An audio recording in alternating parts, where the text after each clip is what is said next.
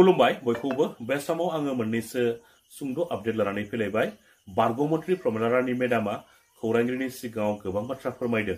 नोंथांमोना बे भिडिअखौ जोबजासिम नायोब्ला गासैबो बाथ्राखौ नोंथांमोना आबुङैनो मोनथिना लानो हागोन। दा बिनि सिगाङाव नोंथांमोना नैबे सुंद' आपडेटखौ नायनानै लाग्रोलाय। चिरांनि काजलगावआव इउपिपिएलनि दैदेनगिरिया सानै गथ'नि बिमाखौ लानानै खारदों। बे दैदेनगिरिनि मुङानो जादों उपेन्द्र मोसाहारी।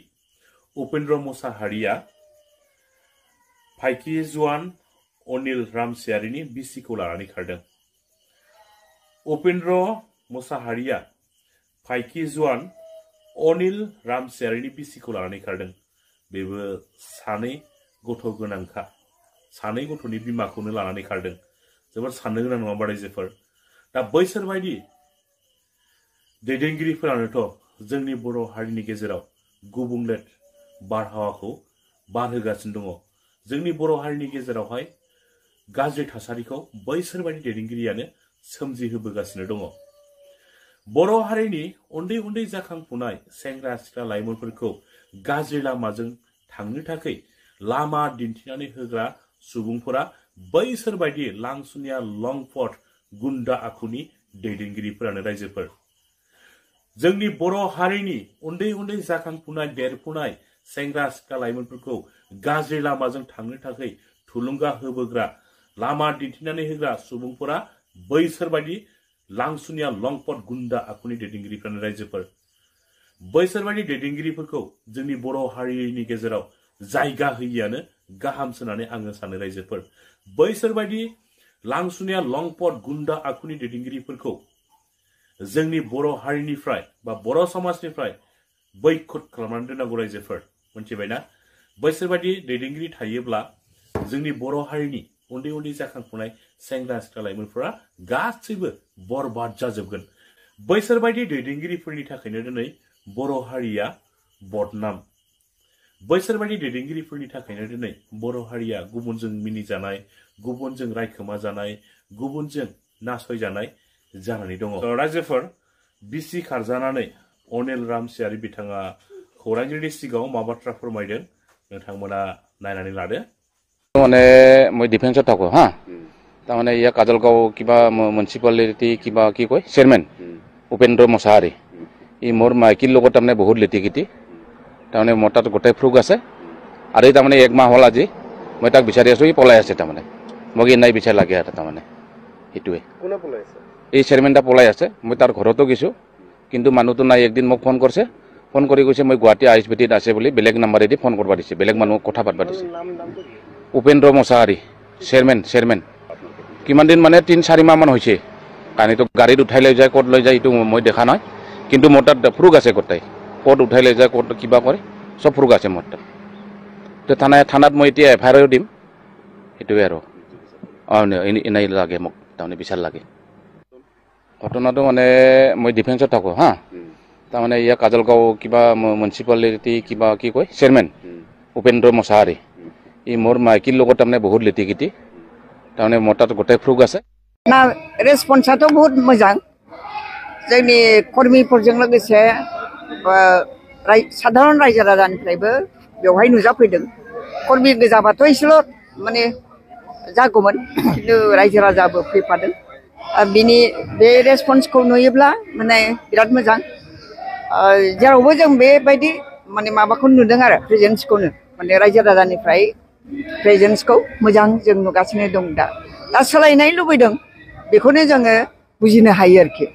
इउपिपिएलआ दा सरखार सालायदों, रायजो राजा आसा खालामदोंमोन जे सोलायनाय सरखार फैयोबा जों माबा मोनसे मोजां साबसिन जों मोननो हागोन। आरो जिहेतु बिसोरो प्रसार खालामदोंमोनबो, फोसावदोंमोनबो जे घरे घरे साख्रि मोनगोन, घरे घरे अनसुंथाइ मोनगोन, बेफोरबायदि होननानै फोसावदोंमोन। दा बेखौ माने नुनानै रायजो राजाफ्रा सानदों गमामायैनो नंथारगौ नामा, जों घरे घरे माने माखासे अनसुंथाइ मोनगोन, थाखा फैसा मोनगोन, साख्रि मोनगोन, बिजनेस मोनगोन, बेफोरबायदि सानदोंमोन आरो। बेखायनो माने रायजो राजाफ्रा थांनाय बाराव BPFखौ गारनानै माखासेया इउपिपिएलनो भट होदों।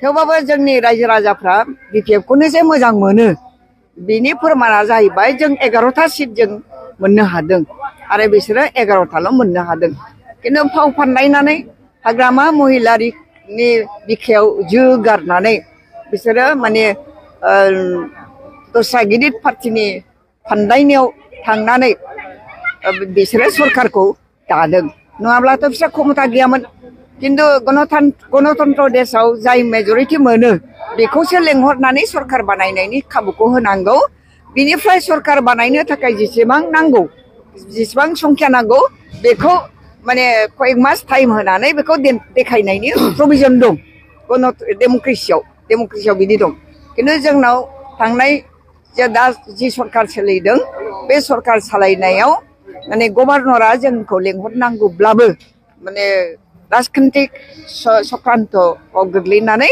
जोंखौ खोख्लैनानै जोंखौ लेंहराखिसै ओमफ्राय प्रमद बर'खौ दैदेननायावसो सरकार खालामनो थाखाय गभर्नरा लेंहरदों बेनो देरसिन माने रायजो राजाखौ आरो बिपिएफखौ थगायनायनि सरकार दानायनि बे फाव फानदायनाय बिपिएफ नागारनानै बेखौ लानानै इउपिपिएलनि माखासे दैदेनगिरिफोरा बिपिएफ पार्टिया जोबस्रांबाय बिपिएफ पार्टियाव रावबो दा बिसोरो गावसोर थांनायखौ माने माबा खालामनो थाखाय जुक्ति दं होननानै देखायनो थाखाय बुंनाय बाथ्रासो बिसोर रोनावदोंसो दा रोनावनासो थांदों बिसोरो 15 बोसोर 17 बोसोर हाग्रामानि सरकार सालायनायाव थानानै शक्तिशाली भाबै सोरबा मन्त्रि जाबाय सोरबा डेपुटि चिफ जाबाय बिसोरो माने दा मोनजायैयाव खाराव खासाव जादों आरो खालाव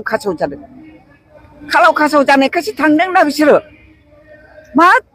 मा ओंथि दं थांनायनि हाग्रामाखौ गारनानै जाय हाग्रामाया बिसोरजों आखाइ हमलायलायनानै सरकारखौ सालायदोंमोन एथ' सुन्दर सालायदोंमोन बिसोर दिनै हाग्रामाखौ जोगारनानै थांनायनि ओंथिया मा बिसोर माने मोनजायैयाव खालाव खासाव जादों खालाव खासाव जानानैसो बिसोर दा थांदों बिथांमोननि थांनायाव जेबो खहा जानाय खहा जाया रायजो राजानि भाषा बियो जेबो खहा जाया जेबो सिन्था दाखालाम होननानै बुङो जोंखौसो बुजायो होमबा हारसा बर' बुंदों दा बिसोर थांनायाव नंगौना नङा दे खाम्बाजोआ दामाने एक खति नायवा नय हे जाव बायदौ होननानैसो बुङो हारसाफ्राबो होमबा जा खुथि जाया बयबो नुखानाय ना सोर माबायदि लिडारा दिनै बिपिएफखौ जोगारनानै थांदों रायजो राजा नुखाजोबनाय गतिके बेखौ लानानै जों जेबो सिन्था जायाखै आथिखालनि सरकारनि जिथु दैदेनगिरिफोर बिथांमोना थांनाय 17 बोसोराव हाग्रामा दैदेननाय सरकारनि समाव बे बिटिसिआव जेबो जौगानाय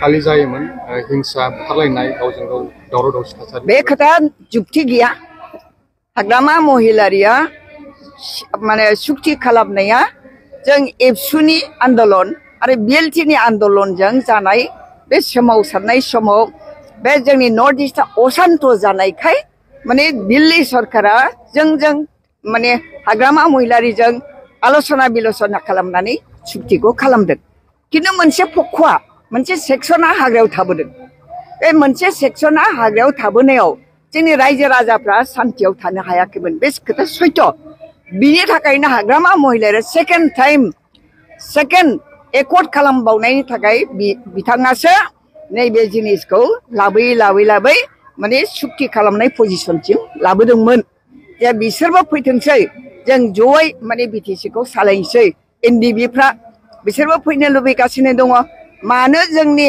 माने बिटिसि ओनसोलनि माने दावहा नांग्राफ्रा मानो हाग्रायाव थाबाय थानो सान्तिनि परिबेश लाबोनांगौनि प्रयोजन दं होननानै हाग्रामा महिलारियासो बे सुक्तिखौ खालामनायनि थाखाय गासिबो लाहार फाहार खालामनानै फाइनाल स्टेजाव लाबोदोंमोन खिन्थु उनाव माने मोनसे राजखान्थिनि माबा खैसारियाव गोग्लैनानै हाग्रामाखौ एकदम जोगारनानै प्रमद बर'आ माने एबसुखौ लानानै एबसु कर्मिखौ लानानै फोथाराव आन्दलन खालामनाय देखायोमोन नालाय पिएसअ लालायलायनानै पुलिस लालायलायनानै दा बेखौ नुनानै माने प्रमद बर'खौ थिखांनानै लांदों आरोखि नङाबा हाग्रामानिसोमोन बे पलिसिया हाग्रामानि नंगौ बिसोरखौ हाग्रायाव दोनबाय थाबोयोबा नैबेफोरखौ हाग्रायाव दोनबाय थायोबा बे ओनसोलाव सान्ति सम्प्रितिया माने माब्लाबाबो फैनाय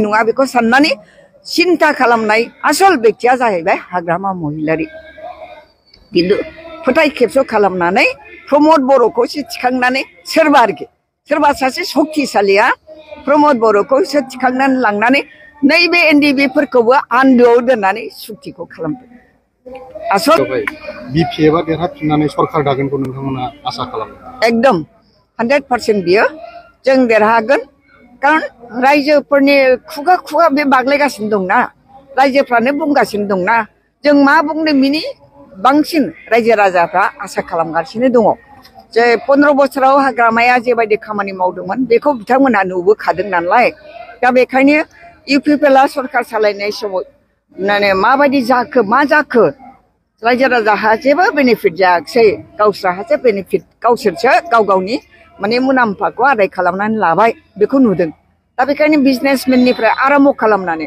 आरो इन्टेलेक्सुवेल बुंनो थाङोब्ला जेब्ला एडुकेटेड सुबुंफ्रा थारमाने इन्टेलेक्सुवेल ग्रुपआबो माने हाग्रामा महिलारि सरकारखौ नुबोनानै बिथांमोना हाग्रामाखौनो दा मोनफिननो थाखाय लुबैदों